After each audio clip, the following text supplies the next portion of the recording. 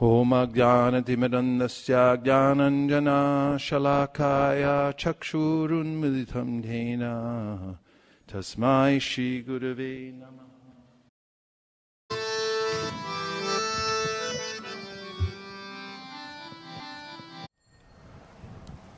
Om Namo Bhagavate Vasudevaya Narayanam Namaskritya Naram Chaiva Narottamam Devim Sarasatim Vyasam Tato Jayamujiraye. We're reading from the Srimad Bhagavatam.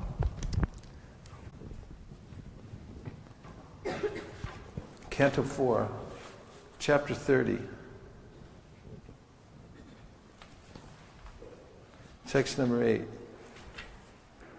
Sri Bhagavan Uvacha Varam Vranidvam Bhadrambo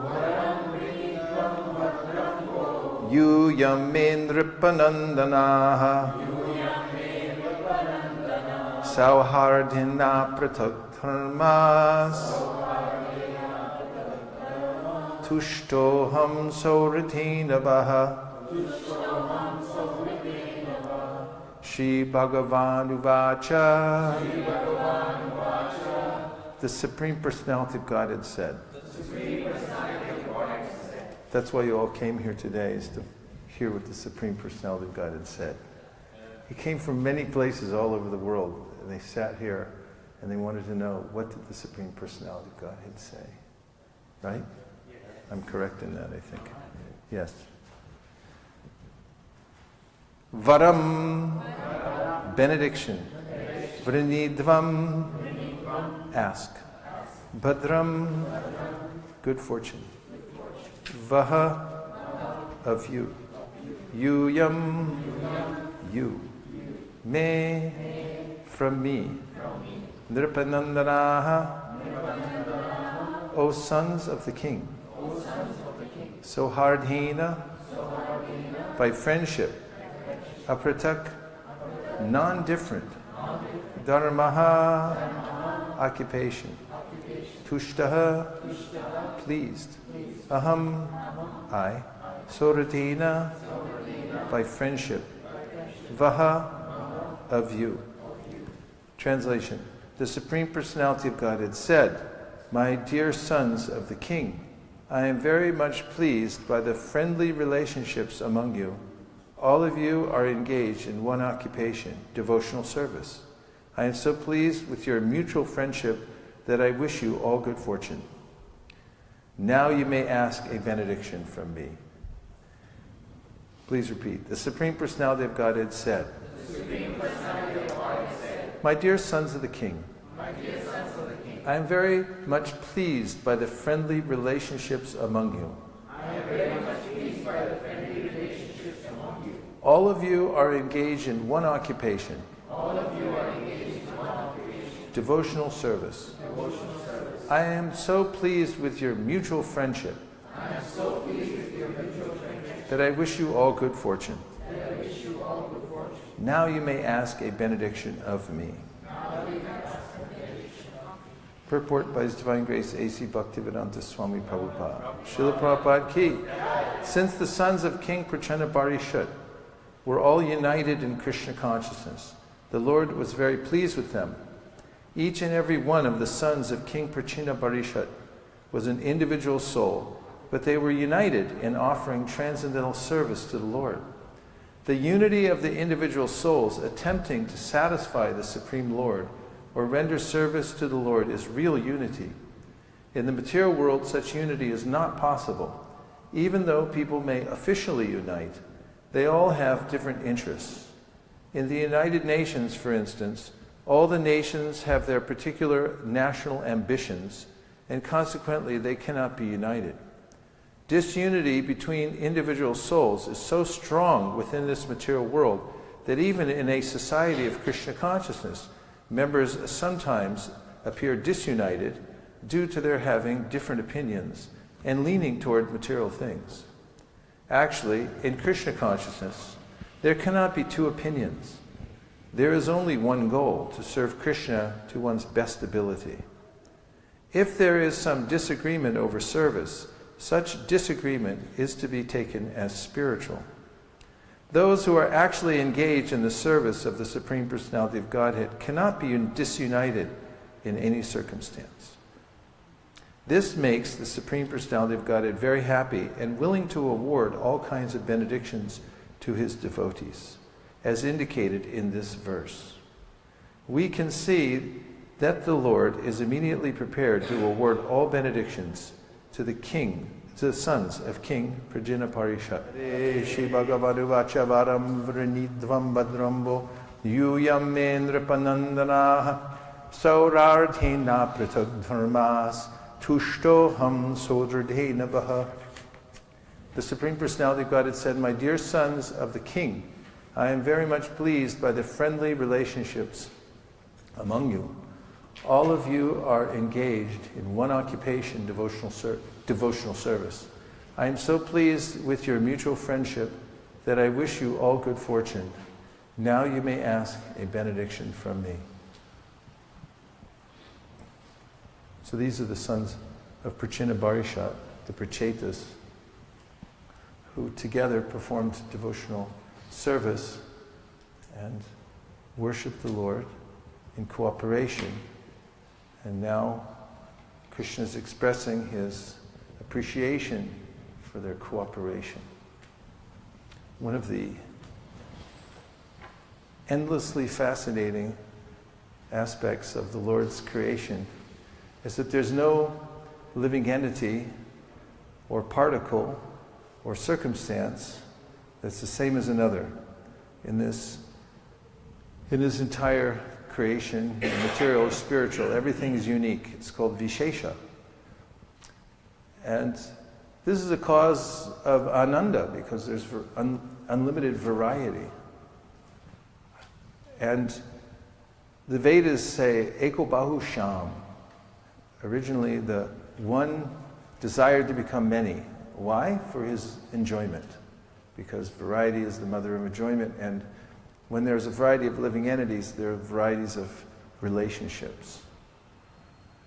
However, when there are individuals, there's individual free will, and there's individual choice, and you can't take for granted that everyone will want the same thing. In fact, you can take for granted the opposite, and that is that every living entity will have its own volition and therefore its own particular desires. And therefore there's facility for every living entity to try to fulfill those desires. For instance, in the material world, which is an overall facility for those who wish to express their desires independently of the Lord's, it is a special facility for that. And within it, there's plenty of variety, 8,400,000 species of life, through which living entities can express themselves, try to enjoy in various ways. And so, when there's cooperation, there's a unique situation, because it's not necessarily natural for living entities to cooperate. For instance, we see that there's an accumulation of living entities in this room, all of you great souls, who have cooperated, made the journey here to come to this temple this morning. It's raining outside, but you came here to sit, and now we're cooperating. We cooperated in kirtan. Everyone did their part, and now we're sitting here cooperating. Everyone's doing their part, all in concert to please the Supreme Personality of Godhead. And this verse specifically says that such cooperation, in order to perform devotional service, is pleasing to the Supreme Personality of Godhead. That's much the point of this verse. and that this cooperation is divine, especially when it's, or only when it's in relationship to the Supreme Lord. Prabhupada mentions in his purport that people do cooperate in the material world, but only officially. Such cooperation is contrived for the sake of material enjoyment. We'll work together because that way we can divide up the profits. Thieves work together sometimes and they'll rob a bank, and then they go off in a secret place and they sit down and they say, okay, let's divide this honestly. And in the material world, there's a way in which little materialists come together and they cooperate for the sake of exploiting the Lord's creation, resources and so forth. People may be nice when you get on an airline in order to fulfill their duty of serving you something because it's an official business and they have to in order to keep your business. But there's a sense, there's tit for tat. They want something in return. So this cooperation is called official or artificial. But when there is a sense of love for Krishna and the devotees come together and cooperate, then you have something extraordinary. This is bhakti. Devotees working together as individual souls to worship the Supreme Personality of Godhead. And practically in his writings, Prabhupada makes such cooperation synonymous with bhakti. When one group of devotees decides to cooperate together to please the Supreme Personality of Godhead, this is bhakti. And as Prabhupada expanded his movement all over the world, he emphasized various principles of cooperation. For instance, he said that cooperation was really based, and this is the non-official brand of cooperation. There's official where you're getting paid, so you have to cooperate to get the reward. But then the non-official, or the bhakti brand, is by love and trust. If you love someone, then there's a natural way in which you may want to cooperate with them. You see what they're doing, what their agenda is, and then you make your agenda one with their agenda. This is what Krishna recommends in the Bhagavad Gita. In the 18th chapter, of course, we talked about Sarva Dharman Parityaja, and we can't talk about that verse enough. But leading up to that, Krishna talks about how he has a particular plan for living entities, and if they simply cooperate with the plan, then everything will come out all right. In fact, earlier in the 3rd chapter, he says, Ye me matam idam nityam anutishtanti madhava. That if you find out what my instructions are and follow them without envy, then you'll be successful without a doubt. And when one finds out about Krishna's position and his magnanimity, all of the glories of Krishna, not the least of which is that everything emanates from him. Aham sarvasya prabhavo matak sarvam pravartate iti matva bhajanti imam buddha bhava samanvitaha. Then Krishna says, one who comes to this understanding that Krishna is the original divine source of all of us and of all energies, everything's coming from him, then he says that there'll be a sense of love. And that sense of love is exhibited through one's cooperation, one's sincere cooperation with the plan of the Lord, and also with those who are following the plan of the Lord. And therefore, love and trust is the basis of the Krishna consciousness movement, or any Krishna conscious movement. There's a necessity for this non-official cooperation, which is based on a deeper principle. That we love Krishna, we have realization that he's the Supreme Personality of Godhead, and therefore we agree to work together to please him. And in that, there's a development of a sense of love and trust, which is very precious, because that is not something that comes immediately. It requires some time and experience. For instance, if you're working with someone, it takes some time to see that they're trustworthy. And that doesn't happen overnight. That happens over a long period of time, seeing that you can trust someone. Such a fragile element also. Trust can be broken, and then it takes a long time to repair. And therefore it should be cherished. When we have trust in others, we should protect it. And when others have trust in us, we should be very careful to protect it, because that is the glue that holds together the Krishna consciousness movement. There is no other means to actually hold together a Krishna consciousness movement. You can try to do so artificially, but then you won't have Krishna consciousness, you'll have another kind of consciousness. Real cooperation is based on this love and trust. And therefore, Rupa Goswami describes how one develops loving relationships between devotees. He says there's 6 activities, beginning with Dadati Pratigranati, Kuhyamakyati Prachiti, Bhunkte Bojayate Chaiva, Shadvidam Pratilakshanam. Shadvidam Pratilakshanam. That is 6 activities: giving gifts, accepting gifts, giving prasad, accepting prasad, and revealing one's mind in confidence and having others reveal their minds in confidence. This, he says, are the 6 exchanges of love between one devotee and another. And Prabhupada mentions in his purport that the Krishna consciousness movement was founded on these principles. When Prabhupada came to New York City, he had a temporary place to stay in a loft, which incidentally was with some American who was a young boy who was crazy. Nonetheless, Prabhupada began his loving exchanges there by cooking a big feast and then inviting people to come to the loft.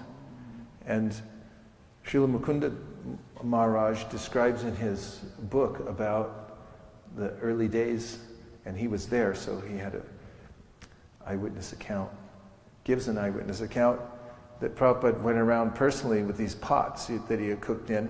He didn't have a lot of facility, but whatever facility he could find, he used, he cooked. When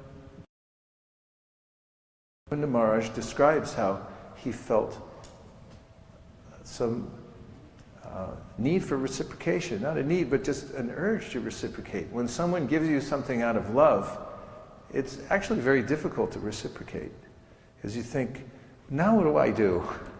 It can be something insignificant, but if it's given without any expectation in return, only out of love, then the impetus to do something in return is natural, but then what can you give back except for love? If you try to give something in kind, then it seems artificial. And therefore, Prabhupada describes how by us giving to others in these 6 loving exchanges, people will reciprocate. He said then people came forward and reciprocated. Mukunda Maharaj describes how he himself felt after meeting Prabhupada and being a recipient of his gifts and his love and revealing his heart, that he wanted to do something in return. He was instrumental in getting that first apartment that Prabhupada stayed in 26 2nd Avenue, and helping them get started. And Mukunda Maharaj and others got sucked in to what? Basically because of Prabhupada's loving mood. And then after some time observing him, they developed trust. And because of the love and trust, there was an impetus to do service. And that is the main substance, the substantive principle of the Krishna consciousness movement. Prabhupada mentioned love and trust. Then there's cooperation. And then there's a lot of description in the scriptures about how to cooperate, because we may say love and trust, but then when it comes down to interacting with others, we may feel some friction. In fact, we will feel some friction. One of the instructions that was given by Narada Muni to Dhruva Maharaj was leaving home to go out and find God so he could ask for something to surpass his father because he was angry. Narada told him the way to cooperate with other living entities.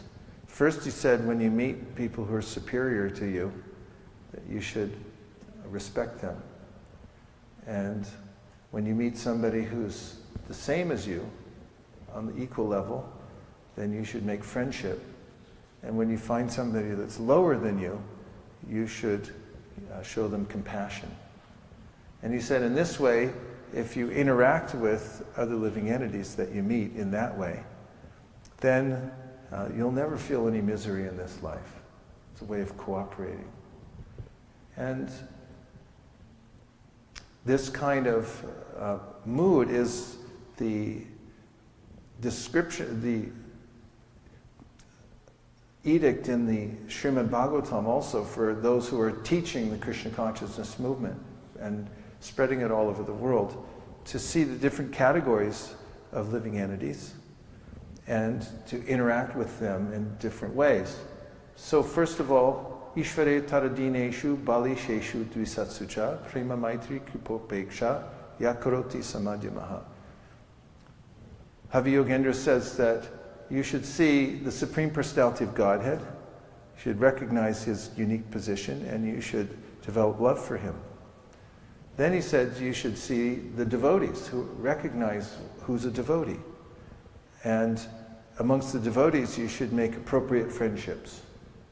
Then he said you should recognize the envious, people who hate God. And those people you should avoid. You be upeksha. Interestingly, Jiva Goswami says that although the devotees are asked to avoid the envious, when they distance themselves from them, they should also meditate and discuss ways that they can somehow or other bring them closer to Krishna. And he says this is sat achar, this is good behavior. The good behavior of the devotees. Although they avoid the envious people, they're still praying for them and they're still thinking, how can they also be helped? And finally, there are those who are innocent. And for the innocent, one should pour out as much mercy as possible in order to help them in various ways. So there is a lot of instruction about how to cooperate in one's service to Krishna, and just in general when meeting other kinds of living entities. And one of the other principal ways in which we can cooperate is through clear communication, because living entities have different ways of communicating. And it takes time and effort to communicate to others deeply so that you can bridge gaps. Goshti and Undis are those that live together in communities in order to cooperate for the service of the Supreme Personality of Godhead. Bhajan and Undis, on the other hand, have the luxury of going off by themselves and not having to cooperate with anybody. Those who go off into the forest sometimes perform severe austerities like sitting in cold water up to their necks in the wintertime, or surrounding themselves by fire in the summer and tolerating that in order to come to an out-of-body experience. But Goshti and Undis don't have to go anywhere, because learning to cooperate with disparate living entities, with disparate opinions on spiritual subject matters even, is even harder, more austere than living in a cold water up to one's neck in the wintertime or sitting in a hot fire. So there's a great premium on cooperation. And that's why the Prachetas got such attention from the Supreme Personality of Godhead, because they worked together to do their service, to please Him. So if we take time to cooperate, to communicate with others and try to deeply understand what their motivations are, their needs, interests, and concerns, then we'll be better at cooperating. And it's also a principle of cooperation that we should keep Krishna in the center and understand that we have a common mission. We're all working to serve Krishna, as Prabhupada mentions here. The devotees understand that there's one common mission, and that is to serve the Supreme Personality of Godhead, and therefore we can put our energies in one place. And this is highly effective, as Krishna says in the Bhagavad Gita, Bhoktaram jagyatapasam sarvaloka maheshwaram suridam sarvabhutanam yatvamam shantim richati. If you make me the center, and this is practical because it means that you understand that I'm the enjoyer, and that I'm the owner of everything, and I'm the best friend of everyone. These three considerations. And then if we work together to give our resources to Krishna, our energy and our love and attention, then we'll feel reciprocated in our cooperation. Because Krishna can unlimitedly take what we give him and then give it back in reciprocation. Just like the stomach is the central feature, according to the Ayurveda, of one's physical body. If your digestion's working well, then you can be happy in life and everything else works. It's a sign of health.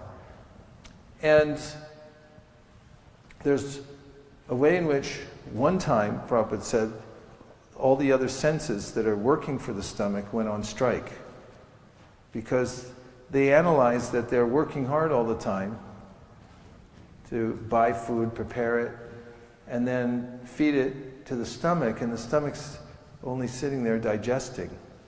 So they said, no more of this, we'll work independently.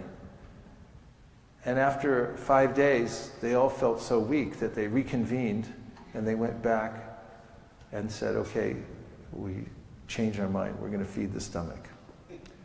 So Prabhupada compares the non-cooperation of living entities to this strike by the senses, and when the senses came back and fed the stomach, then they realized they became nourished also. They became satisfied.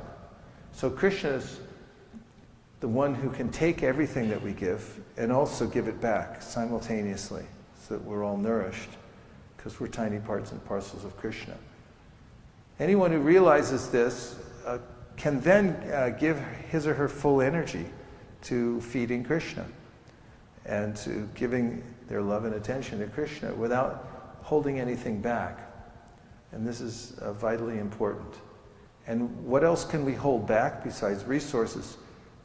We might consider that I have to take credit for it. And this is also a critical point of very high-level cooperation.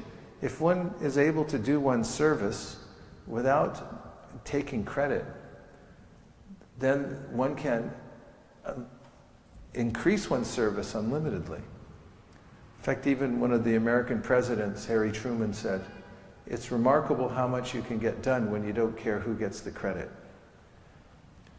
And so those who realize that by giving to Krishna without any motivation, they're automatically becoming satisfied, may forego the credit that normally they would need to have before offering their service. And this is something that is recognized even in secular circles. I think there's a book called The Leader with No Title that became very popular. the idea of doing service without having to claim anything in return and say, oh, I did that. You notice that it's difficult to empower others and to delegate to others service if one has to take credit for it. Because one might even think that, okay, I'll delegate this service, but then if they do better than I was doing, then how am I going to look? But who cares? If one understands the principle that as long as Krishna's pleased, and that's my main goal in life, and everyone has that enlightened understanding, then why wouldn't everyone simply give as much as possible and empower others to do the best job that they can without taking any credit in return? That's a very favorable position to be in life. One's main suffering comes from trying to hold on to such designations and take credit. So we can take the spirit of this verse and apply it in our families, in our ashram, whatever ashram we're in, spirit of cooperation, selfless service, and the greater mission of the Krishna conscious movement, and even on a universal level, cooperating with other living entities. When one has this spirit that I'm a servant, and one goes out to meet people here, there, and everywhere in order to assist them in some way, and doesn't have envy of the living entities, then people will feel that cooperative spirit. They'll actually sense something that they haven't sensed before, and that is this person's giving without expecting anything in return. That's love. And that's what actually expands the Krishna consciousness movement. So this verse is a centerpiece in our development of our own practice of Krishna consciousness and the Krishna conscious movement. Therefore, I selected it today to bring into evidence here in this august assembly for your consideration. And now, since we've read the verse, and I said a couple of things about it, we'll take a few reflections.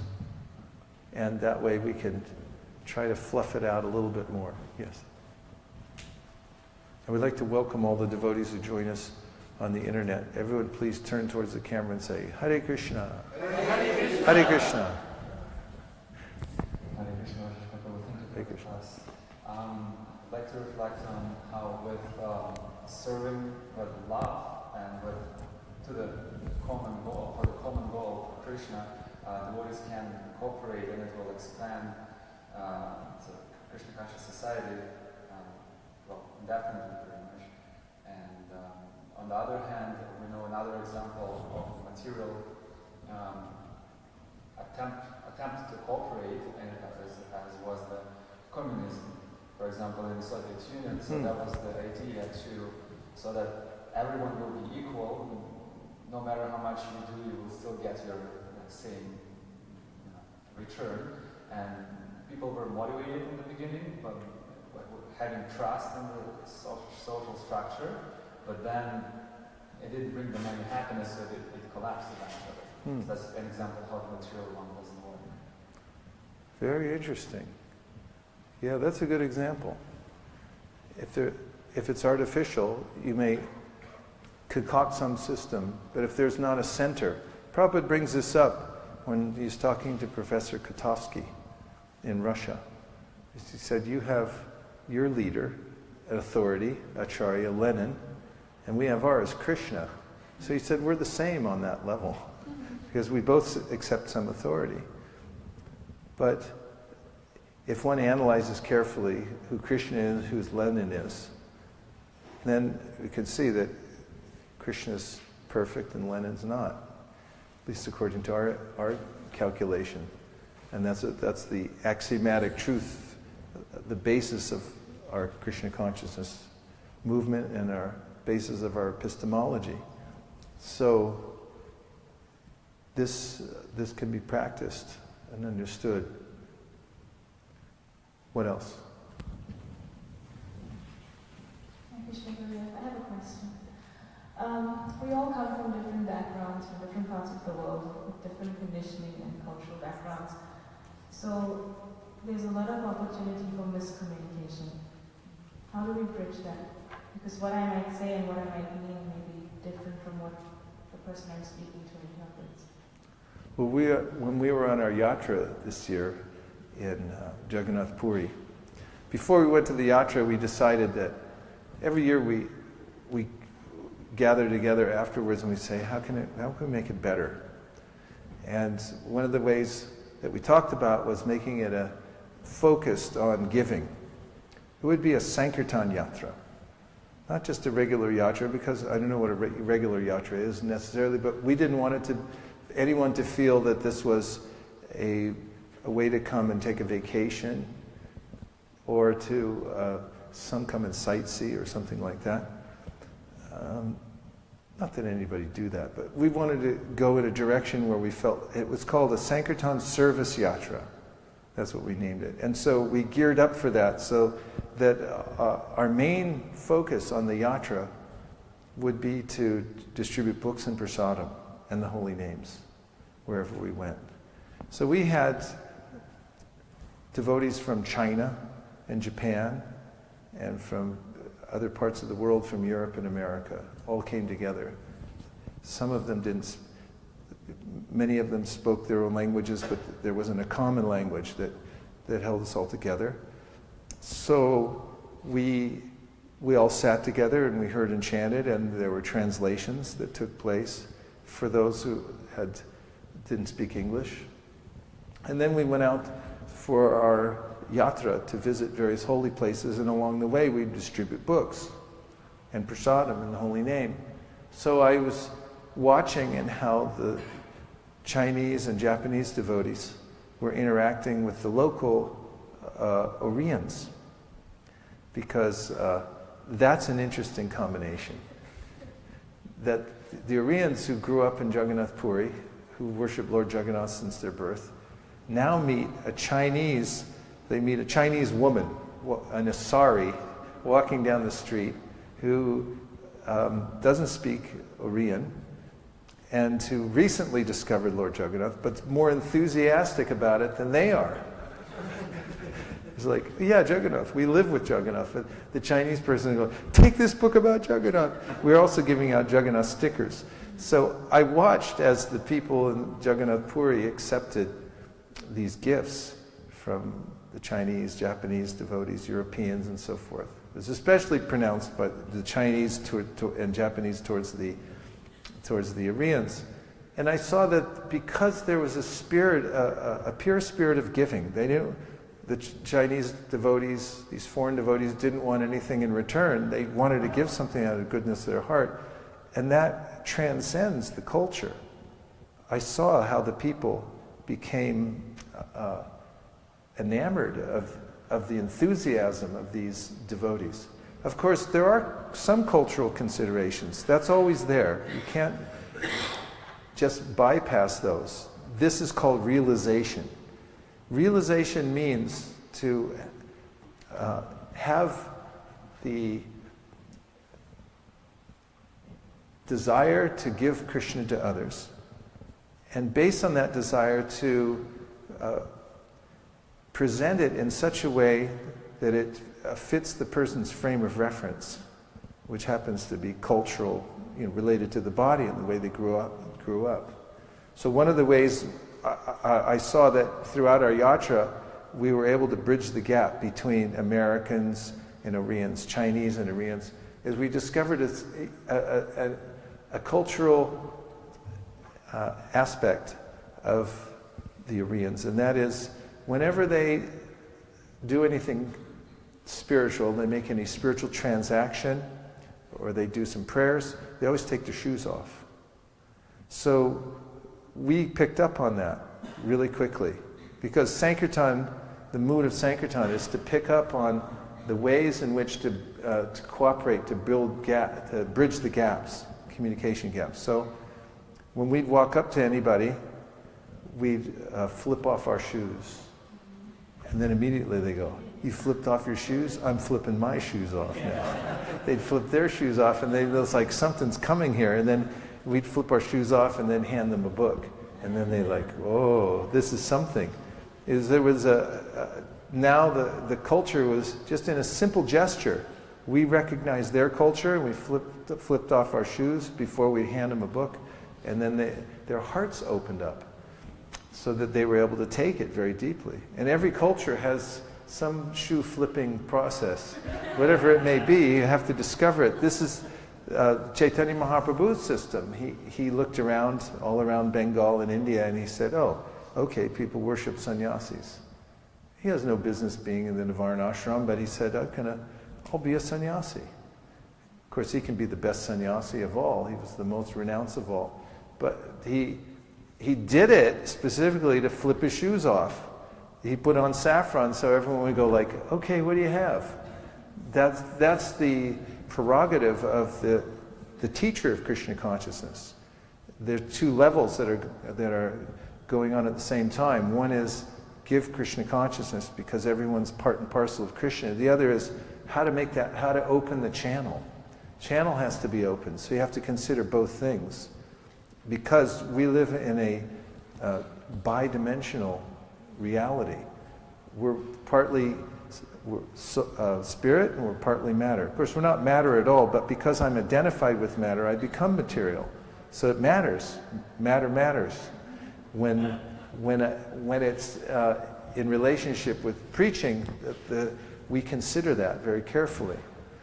So in service, love transcends and pure giving transcends, but it's also wise to observe other people's cultural habits and then conform to those to the degree that one needs to in order to administer, I don't know if administer is the right word, love, to give one's love and to give the gifts one wants to give to other people.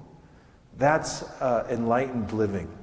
When one lives to give, and one schemes how to give in such a way that people can take. There have been a lot of movements in the world in which people brought their philosophy and they said, take, but they had a sword. Chaitanya Mahaprabhu came like this, take, out of love. But there were you can study the histories. There were many religious movements went all over the world, and still are. There's still people that go around and they go like, take it or we'll just kill you. It's like, that's not very subtle. I mean, nobody's going to take that. Nobody even likes it. He was like, take it, I'll just kill you. I was like, why should I take it? We don't even, if that's what's in your heart, that you have to kill me for me to take it, then why should I take it? Love conquers all, but this other idea is not very appropriate for living entities. They don't like that kind of stuff. So we have to figure out what they like. And internally, in the Krishna consciousness movement, we have to discuss amongst ourselves. Prabhupada said, once a year you should go to Mayapur, all of you. That's back when everyone could fit in Mayapur, like the whole movement. A couple pujaris stayed back and everybody else came to Mayapur and we'd all sit around and like, how you all doing? And it's like, Yavo, I mean, there are different ways in which,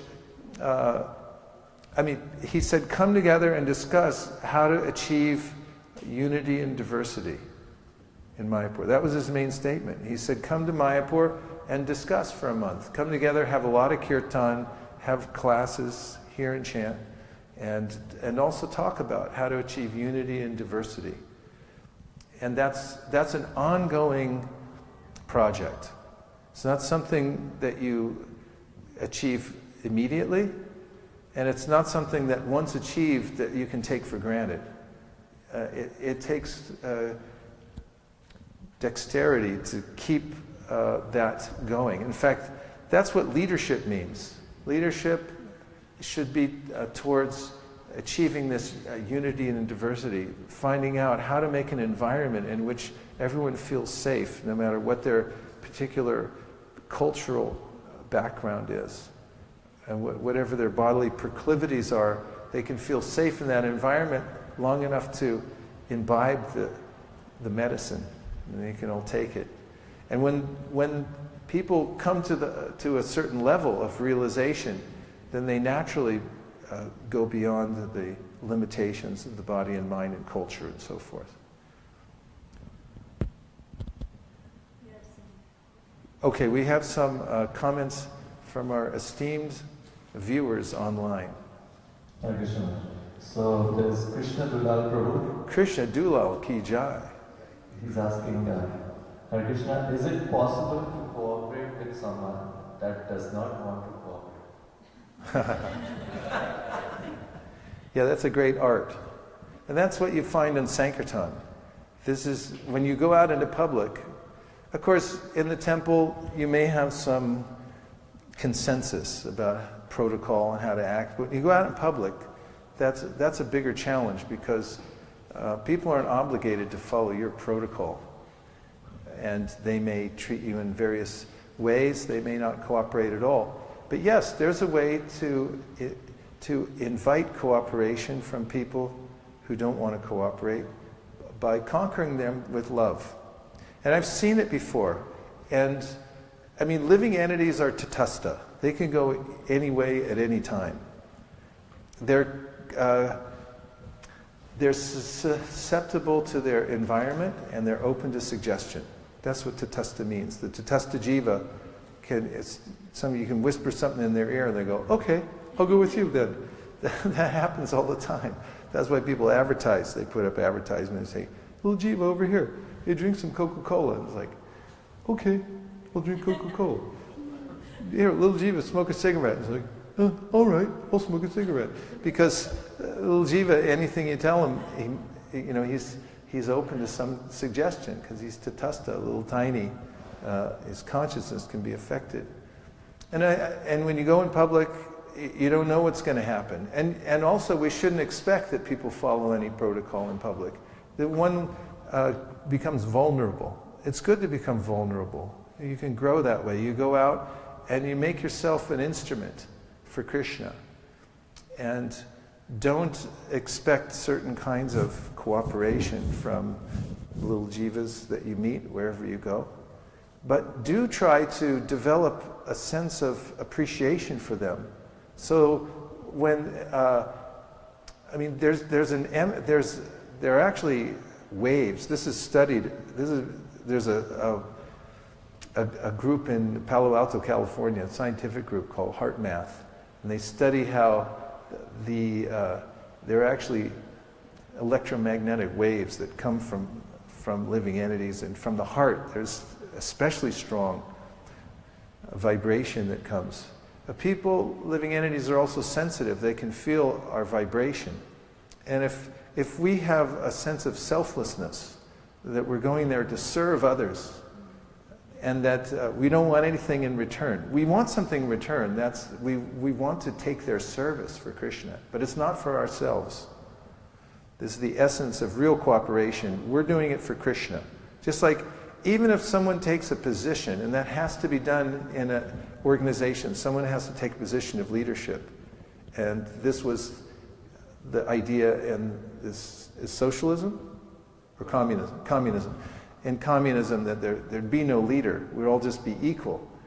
But in the Krishna consciousness organization, there's a leader, but the leader is a servant leader.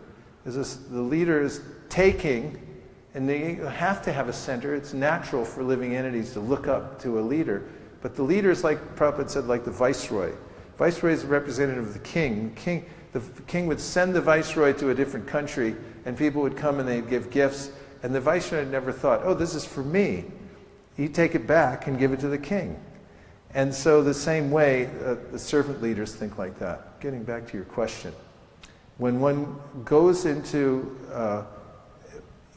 when one approaches others with this selfless mood of selfless service, they can sense it. It's magical, actually. And you can see that somebody who is non-cooperative can suddenly change their mind. One day I was in Santa Cruz, California, and I was distributing books on the street, and I met this man. He must have been 45 years old, and he had a young daughter about 12. And I showed him the Bhagavad Gita, and he was looking it over somewhat skeptically. He said, oh yeah, I know all about this. I know about everything already. There's nothing really new for me, especially this. But you know, you guys are trying to do something good. And on he looked, and then I said, and he said, so is it free or something like that? And I said, yes, we refused to sell it. We just asked for donation. We don't need the money. And I was about to explain more, but as soon as he heard that I wanted something, a donation, then he became extremely agitated. He said, here, take your book back. And then he started talking to his daughter, and he said, see, they're all the same. They just want something. All they want is money. They're doing this for some profit motive. And then he went on a diatribe about how there is no God, the street sign over there, and God, it's all the same. And he had many skeptical opinions, vitriolic ideas. He went on. And I was standing there with one of the devotees, Shraddha Devi Dasa, and we were just sort of absorbing what he was saying. And we didn't move from the place because he hadn't officially kicked us out of his space. He was just venting, and we absorbed it all. And we just appreciated that here's a living entity, he's just venting, and he's going on, and we're like not resisting him or anything like that. We're just expressing goodwill through our body language. And then after about 5 minutes of a rant, he pulled out $5, he gave me $5, he took the book back, gave it to his daughter and said, here, you read it. and Shraddha Devi Dasi and I were standing there just thinking, what just happened? And we analyzed it, and we saw because he sensed that we had goodwill. We didn't resist him. We weren't offended by his egoic rant because we had no vested interest. We were simply interested in his welfare. And he sensed it. And he reversed. I mean, I've never seen such a reversal. In wrestling, when you get a reversal, you get extra points. It means you're almost down, and then you're able to turn around and bring the other person, you get extra points. And on Sankirtan, when you get a reversal, we should give extra points for each book. When you sell a book, it's like, how much you got 10 points for that, not 5, because you got a reversal. They weren't going to take, and then they took. And that can only happen through, of course, this, in my case, and that was a fluke, but it can only happen through maturity. If one actually has some mature realization and one's presenting like that, then people who are feeling non-cooperative, they'll change their mind. And many people changed their mind when they met Prabhupada. There's so many books, like Vaisesika Devi Dasi's book that just came out. She's an excellent writer, really fantastic. And her new book, her memoir about meeting Prabhupada, she explains in there how she was not inclined at all to the conception of God. In fact, she grew up in a family that convinced her that nature was God and there was no real entity behind it. It just was. And that she was skeptical of the idea of religious institutions and people taking positions of control and then controlling her. And when she came to the Krishna consciousness movement, it was actually on official business. She came to photograph the devotees because she's a photojournalist, a very successful one in her early 20s.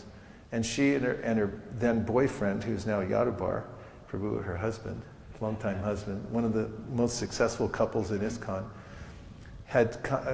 they both came to India just for a photo shoot. It just happened to be of the Hare Krishnas. And then they started hearing about Prabhupada, and she describes her, the way she was thinking about the devotees the whole time, very skeptical, very skeptical. She met Prabhupada, and there was an intangible there where she sensed that he didn't want anything from me. He was only giving love. And even though he was saying things that would have been abhorrent to her previously, she was able to accommodate them because of his demeanor and because of the vibration that was coming from his heart. And then you'll notice in the book, about halfway through, that she completely changes. He was not ready to cooperate. And then all of a sudden, okay, I'm going to cooperate. In fact, I think I'll surrender. And that's what can happen to little jivas. Little jivas could all of a sudden get it in their head after many, many lifetimes of deciding that there is no God, and I'm going to make some other system, completely different system, to go against it even. They can meet a devotee and then say, oh yeah, I changed my mind, I'm going to surrender. And all the friends are, what? You're kidding me, right? You're joined on the Hare Krishnas. Yeah, I just changed my mind. That can happen at any time. That's why preaching is so exciting. It's the only really dynamic thing that's going on in the universe is Sankirtan. Everything else is predictable, because it's all under the modes of material nature. It's in a closed system. But what we're bringing is this different idea. It's like, hey, little jiva, surrender. And by the way, I don't want anything. It's like, what? I never heard of such a thing. It's outrageous. It's fun to be outrageous. And the only way to be totally outrageous is to be a devotee and to say, like, I don't want anything. I just want to surrender to Krishna. And I just want you to surrender to Krishna too, because that's good for you. That's outrageous. And that's a lot of fun. Okay. Oh, Agora? That was amazing. Thank you. Yes, thank you so much. Another thought that came in my mind was when you were with the 42-year-old gentleman and his daughter, and you were being totally present and listening to this gentleman, not trying to interrupt him, not trying to correct him, but just being open. What you were doing is you were showing profound empathy to him. And I would like to say that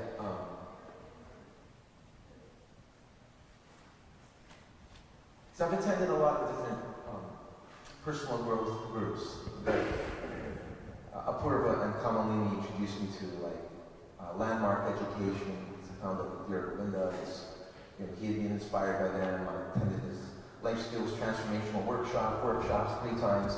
And the main thing we focused on was empathy. Just learning how to listen to another person. And we would facilitate one another, asking, what's your current challenge?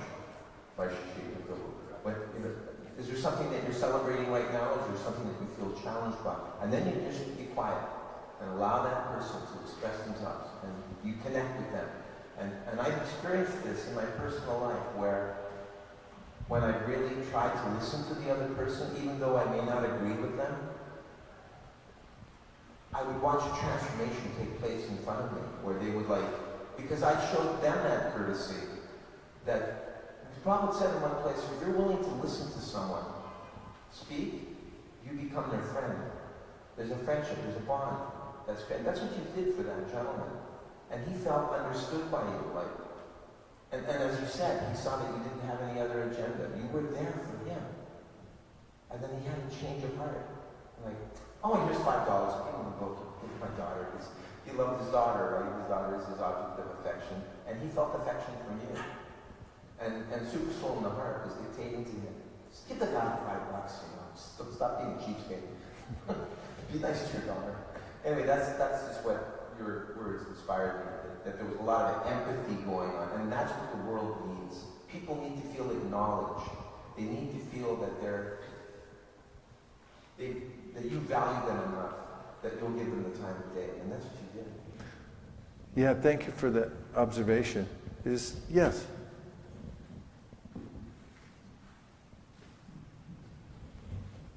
Hare Krishna. Hare Krishna. Thank you so much. It's very, very enlivening and enlightening. When you said something about not wanting to take credit, this is just an example of what I experience on almost a daily basis when we are doing book distribution and encouraging a lot of our devotees who are part of our community to distribute books. So one of the things which I found is that last year when we did 50-50 book distribution, And I said, okay, anybody who does 50 books, we have a Sankirtan bulletin board we put up last year, we put their name up on it. So I bought a label maker and I was putting up names of devotees who distributed 50, like, they would buy 50 books from the Central Book Room, and then they distributed their own time during the course of the year. So I was so surprised that devotees would come and tell me, oh, I've taken 30, okay, I need 20 more. I want my name up. They were wanting their name up on the board, and that's what was kind of their inspiration. And to me, it seemed kind of, it seemed kind of incongruous to the wanting to do service which is without fruitive result. But this is kind of an encouragement, and I've found that it has been encouraging for us to increase our book distribution more and more. So this year again, every month I put books, names of devotees who have taken books, I put their names up. And it seems like it's a kind of an incentive. So, having said that, how will we reconcile that? Do we feel, I'm not wanting to judge any of the devotees because they're wanting to go out and do book distribution. And each one of them who's buying books from us is going out and doing book distribution. What would you say? That is, well, one thing is, it's natural. Competition is natural, and also having a sense that you've accomplished something and seeing your name there is natural also. And Prabhupada also encouraged competition, but he called it transcendental competition. And he called competition in which one didn't have any kind of animus towards those who were doing better. They felt encouraged by them and things like that. So every emotion and every way of moving in the world is also there in the spiritual world. Of course, everything here is a reflection, so it's there also. The coward boys see who can touch Krishna first and so forth. So the reconciliation is that, at least I've found historically, that one has to be careful as a leader to inspire transcendental competition and transcendental recognition, rather than either resorting to communism and saying, just we're all equal, artificially, and also encouraging devotees about the principle of how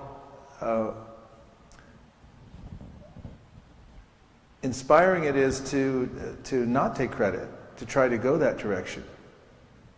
I once talked to Radhanath Maharaj about management principles and Chopati and things like that many years ago, and he said you really have to talk about the principles that you want to see inculcated in any given community. You have to emphasize them again and again. For instance, you'll notice he emphasizes humility again and again in his classes and Chopati, and after some time it becomes the culture, and of course by his example. And in a similar way, in any environment, whenever you're leading, you have to decide what are the most important principles and then present those through speech, through your example, and so forth. My experience has been over time, the tendency is for competition to become overstimulated, and that becomes more of a focus than actually the service of going out and giving to others. And so in our experiment at ISV, I underplayed the stimulation of individual competition. We've done that over many years, and emphasized more teamwork, and that the team should succeed. And not only that, as we're working as a team, we should also be thinking that we're simply a laboratory and we're working as service to the rest of the world, and whatever we discover that works, we should export as soon as possible and share it with others. That's why these SOS, the idea of Sankirtan orientation sessions, that came up, because they said, okay, whatever we have, we want to share with others. Let them come in and let's be one world team. And it's worked in North America also. 5 years ago, we talked with the GBC and temple presidents, and we all decided we'd be a continental team, and we'd measure against ourselves.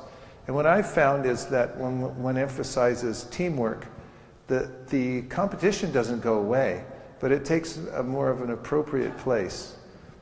And so I would just say in a sutra, don't overstimulate individual competition, or if it's there, you can use it, but also at the same time try to express the sublimity of cooperation and not taking credit and things like that. Because when people hear about it, then they'll become inclined towards it also. There's a lot more to say about that, and I'll probably say it during the how to set up a monthly Sankirtan festival section of our SOS. It's a good starting place. Thank you for that. And thank you for everyone who joined us online, and for all of you who trudged through the rainy weather to come here this morning. All glories to Srila Prabhupada. Gaur Premanande, Nitai Gaura Haribo, Haribo, Haribo, Nitai Gaura Haribo, Nitai Gaura Haribo, Haribo, Haribo, Nitai Gaura Haribo.